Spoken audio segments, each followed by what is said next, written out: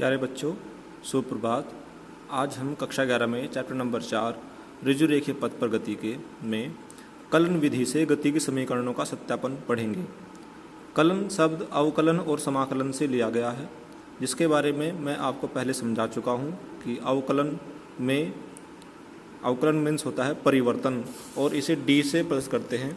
जैसे यहाँ पर विस्थापन का समय के साथ परिवर्तन किया गया है तो वेग प्राप्त होता है। ऐसे ही हम कह सकते हैं कि जब विस्थापन का अवकलन करते हैं समय के सापेक्ष तो हमें वेग मिलता है। ऐसे ही हमने पढ़ा था त्वरण की परिभाषा, वेग परिवर्तन के समय दर को त्वरण कहते हैं। तो यहाँ पर क्या है, ये वेग, अरे क्या हो रहा है इसका अवकलन। अवकलन माने क्या होता है, परिवर्तन, यानी वेग परिवर्तन हो रहा है समय के साथ, तो क्या मिलेगा हमें, त्वरण। तो अब हम अवकलन विधि से गति की प्रथम समीकरण v बराबर u प्लस at का सत्यापन करेंगे। इसके लिए माना एक वस्तु u वेग से गति आरंभ करके t समय में s दूरी तय करती है तथा उसका वेग v हो जाता है। ये कोई बिंदु a है जहाँ से वस्तु चलती है, तो उसका वेग u है। जब t समय में s दूरी तय करने पर वह जब बिंदु b पर पहुँचती है तो उसका वेग v हो जाता है। तो यहाँ पर u हुआ प्रारंभिक वेग, v हुआ अंतिम वेग, और प्रारंभिक व अंतिम स्थिति के बीच दूरी विस्थापन हुआ s और समय लगा t। चूँकि जितनी भी समीकरणें हैं गति की उन सभी में a आता है, a यानी कि त्वरण। ये सब त्वरित गति के समीकरणें हैं। तो सबसे पहले हम त्वरण निकालेंगे। हमने पहले आपको दो फॉर्मूले पढ़ाए थे, ये वेग का फॉर्मूला और ये त्वरण का फॉर्मूला। क्योंकि हमें त्वरण चाहिए ही चाहिए, इसलिए पहले मैं त्वरण के फॉर्मूले का प्रयोग करता हूँ। मैं कहता हूँ चूँकि a बराबर होता है dv/dt, यहाँ से dt की मल्टीप्लाई a में कर दी तो ये हो गया a dt बराबर dv। अब दोनों पक्षों का समाकलन करने पर हमने पहले बताया था आपको कि समाकलन उन्हीं का होता है जिनका अवकलन हुआ हो। और अवकलन होना है किसका हुआ है, इसकी पहचान क्या होती है, जिसके साथ d लगा होता है। यहाँ पर d लगा है t के साथ, इसका मतलब t का अवकलन हुआ है। यहाँ पर d लगा है v के साथ, इसका मतलब v का अवकलन हुआ है। तो समाकलन भी इन्हीं का होगा। तो ये समाकलन का चिन्ह लगाया, a dt dv। समाकलन करते समय हम लिमिट्स का प्रयोग करते हैं, लोअर लिमिट और अपर लिमिट। लोअर लिमिट वो होती है जहाँ से वस्तु गति आरंभ करती है, और अपर लिमिट जहाँ पर गति समाप्त होती है। तो यहाँ पर समय का अवकलन हो तो समय लगेगा। तो जहाँ से गति आरंभ की वहाँ का समय कितना है, 0, और जहाँ पहुँचे वहाँ समय कितना हो गया, t। तो लिमिट हो गई 0 से लेकर t तक। ऐसे ही यहाँ पर वेग का अवकलन हो रहा है तो समाकलन भी वेग का होगा। तो लोअर लिमिट जहाँ से वस्तु ने गति आरंभ की, अपर लिमिट जहाँ पर समाप्त की। तो जहाँ से वस्तु ने गति आरंभ की वहाँ उसका वेग u है, और जहाँ समाप्त की वहाँ का वेग v है। तो u से v तक a बाहर आ जाएगा क्योंकि a का अवकलन नहीं हुआ है, dt अंदर रह गया। अब dt का हम समाकलन करते हैं।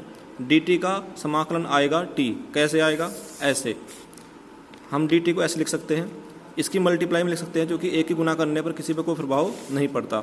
एक को लिख सकते हैं हम t की पावर 0, क्योंकि जिसकी भी पावर 0 होती है उसकी वैल्यू होती है 1। तो अब 1 का समाकलन करते हैं हम। समाकलन का सूत्र ये है, x की पावर n dx बराबर x की पावर n+1 बटे n+1, यानी घात में 1 जुड़ जाता है और वो घात जुड़े तो नीचे आ जाती है। इसकी घात है 0, जब इसमें एक जोड़ेंगे तो 0+1 बटे हो जाएगा 0+1। 0 से t तक लिमिट है, तो ये 0 में 1 जोड़ने पर 1 आ जाएगा, 1/1, यानी dt का जो समाकलन आया वो कितना आया, t। तो वो ऐसे ही हमने यहाँ पर t लिख दिया। ऐसे ही dv का समाकलन क्या आएगा, v। लिमिट लगाई, पहले अपर लिमिट t के स्थान पर t रखा, फिर माइनस लोअर लिमिट t के स्थान पर 0, फिर यहाँ पर अपर लिमिट v के स्थान पर v, और फिर माइनस v के स्थान पर u। a की गुना के अंदर at माइनस 0 बराबर v माइनस u। at में से 0 घटाने पर at ही बचेगा बराबर v माइनस u। u को इधर ले गई तो ये प्लस हो जाएगा, तो ये आ जाएगा v बराबर u प्लस at। यहीं पर गति समीकरण का सत्यापन होता है। इसी प्रकार गति की द्वितीय समीकरण s बराबर u t plus 1/2 at square का कलन विधि से सत्यापन करेंगे। ये थ्योरी सभी समीकरणों में सेम रहेगी।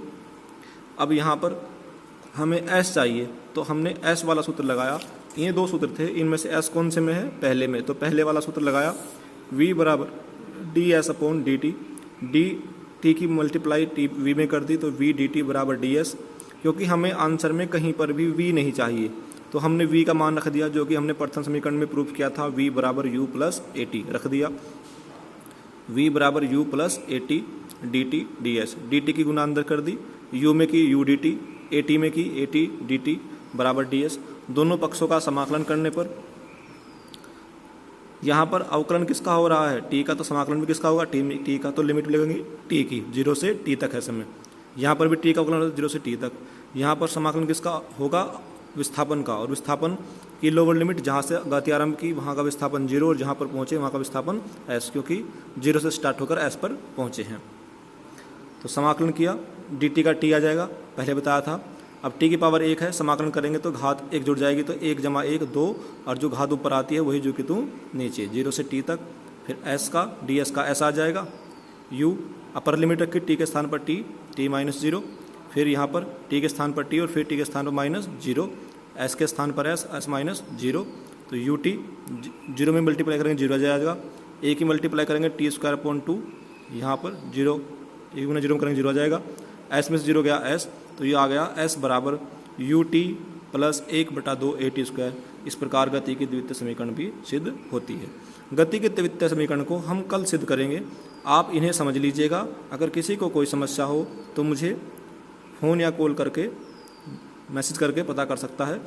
इन्हें करने से पहले एक बार अवकलन और समाकलन को दोबारा दोहरा लेंगे। धन्यवाद।